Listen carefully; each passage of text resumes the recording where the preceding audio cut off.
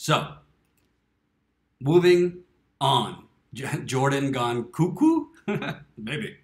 Moving on to the rest of the White House Correspondents Dinner. I want to show you the two parts that I found really, really amazing about Michelle Wolf. Here we go.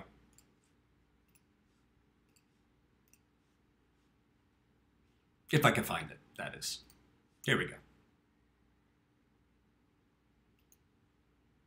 Russia, when the Hillary campaign was in contact with Russia,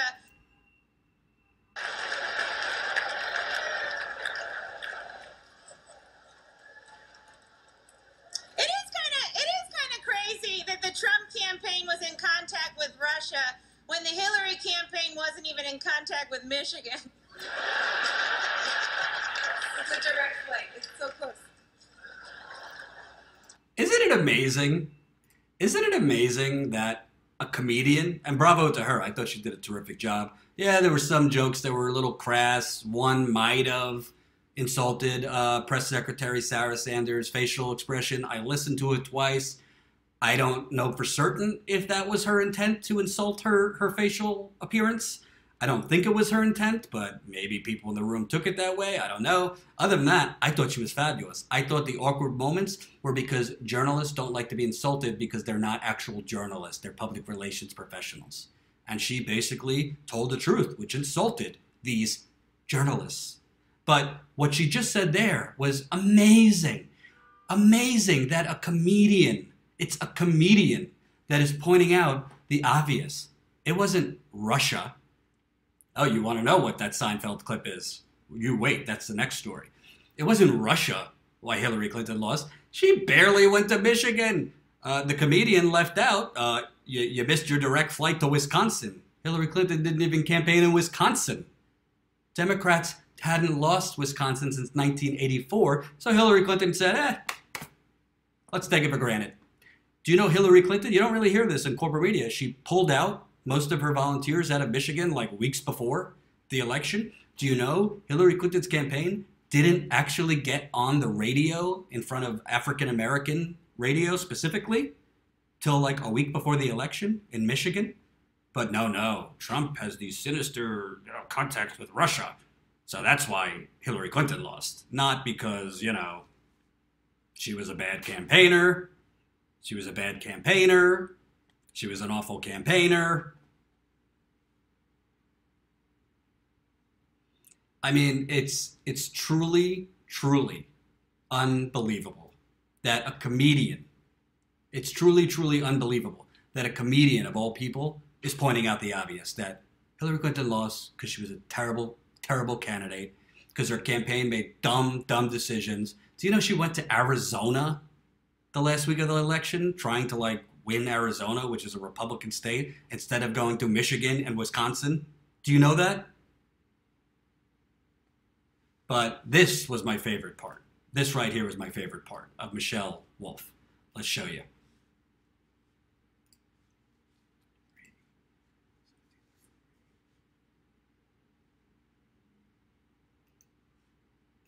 There's a ton of news right now. A lot is going on, and we have all these 24-hour news networks. And we could be covering everything. But instead, we're covering like 3 topics.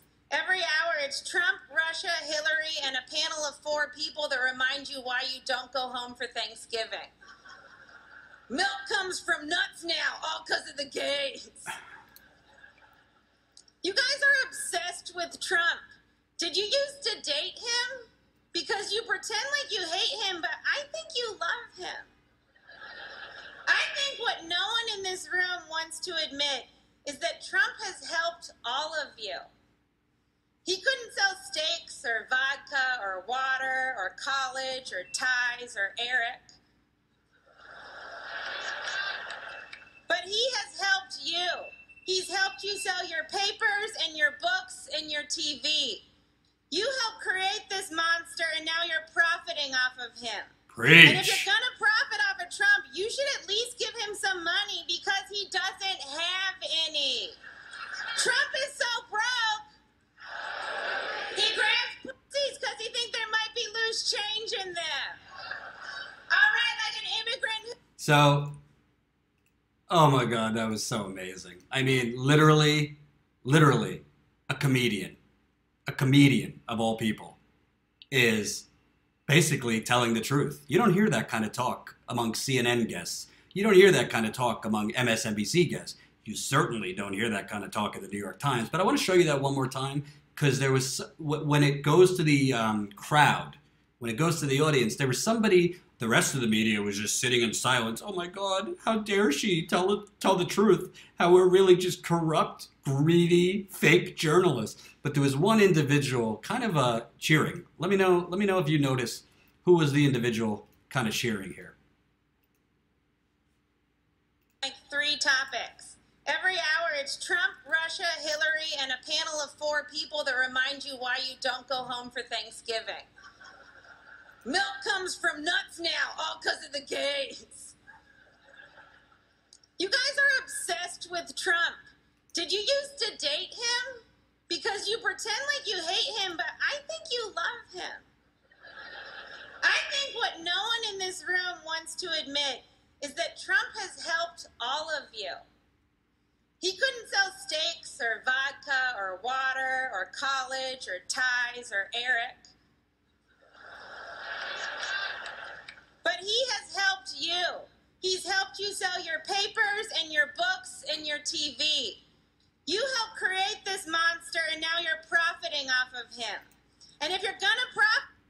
Oh, I missed it. Wait, 1 second. ...profiting off of him.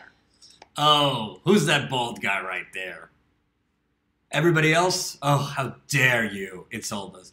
There's Jeff Weaver, Bernie Sanders' campaign manager. He is clapping it up and loving every second of it. Because that's exactly what happened.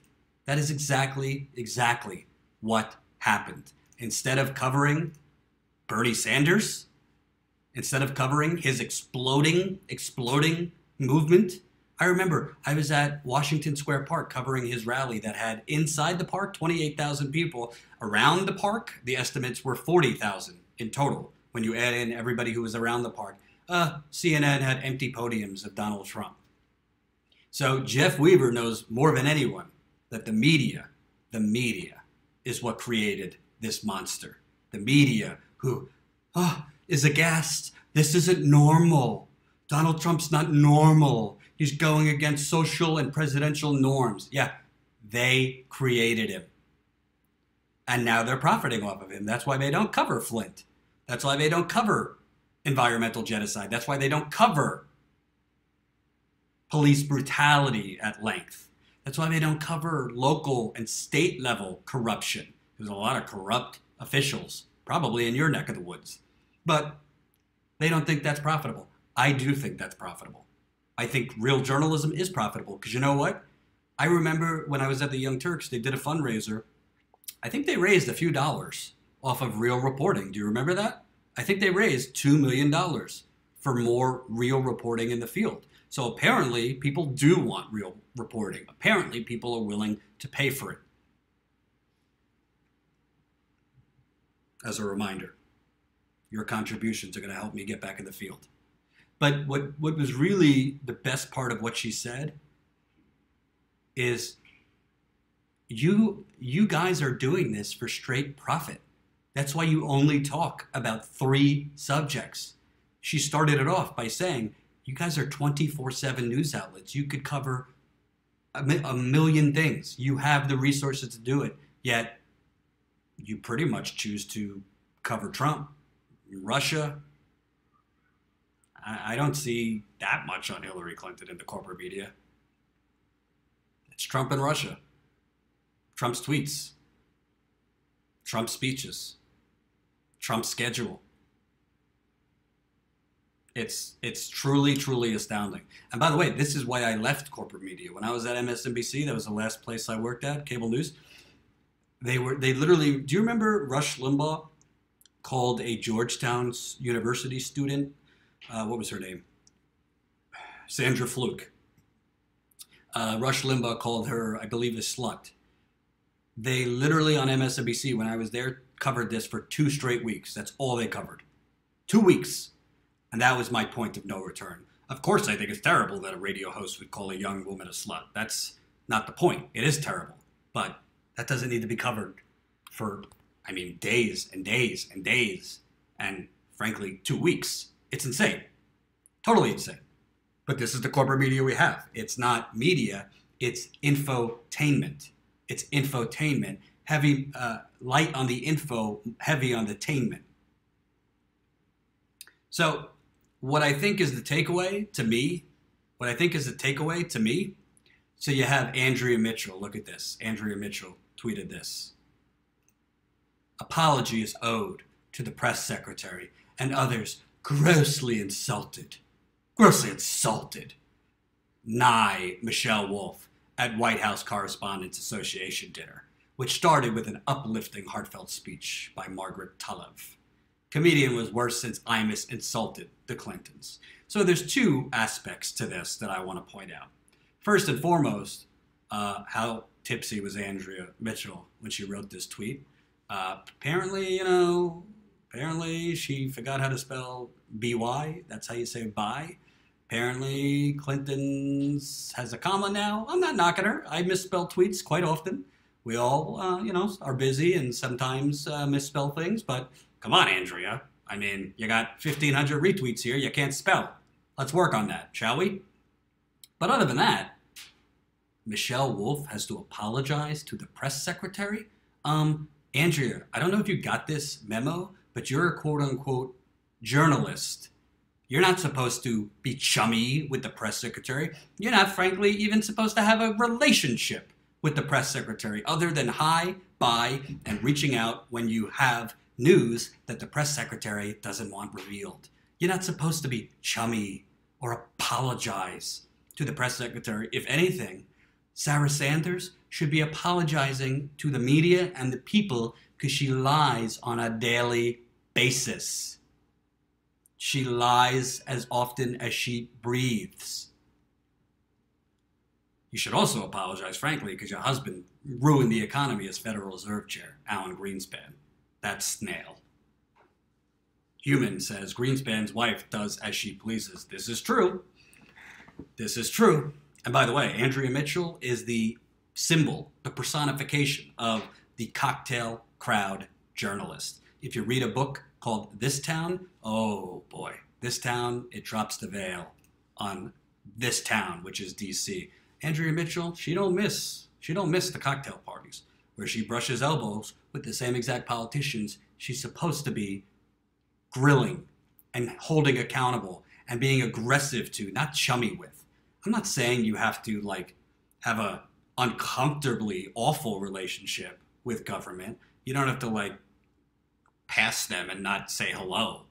But you're not supposed to have a chummy relationship. I heard the head of the White House Correspondents Association apologizing for this comedian and saying, we work hard to have a good working relationship with the White House.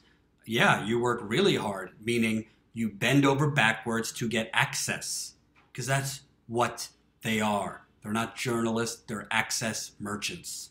In order to get access, they throw little puff pieces, and they don't hold them accountable.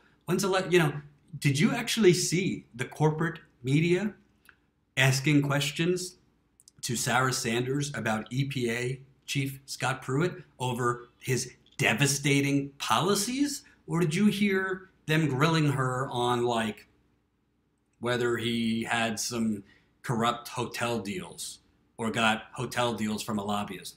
Both are bad. I kind of think the environmental part is way worse because it's kind of like the destruction of the planet. But they don't grill Sarah Sanders. They didn't grill Obama's press secretary on anything of substance. They threw him softballs. Because that's what they are. They're not journalists. They are corporate media ladder climbers. And they will kiss and do other things to get access. And I don't do that. And that's why I'm here with an arts and crafts sign behind me. But I'm proud of it. And that's how I'm going to stay. You cannot buy me. You will not be able to buy the reporters we end up hiring. All you could do is fund me. So I answer to you. You wouldn't catch me dead at a White House Correspondents Dinner. You would not catch me dead. Dead. trying to beg these people for an interview with Donald Trump or anyone in their administration because I don't need it. I don't care. What is the point of begging and kissing ass for these, to interview, administration people so that they could feed you talking points that you just regurgitate? Give me a break. Get the hell out of here.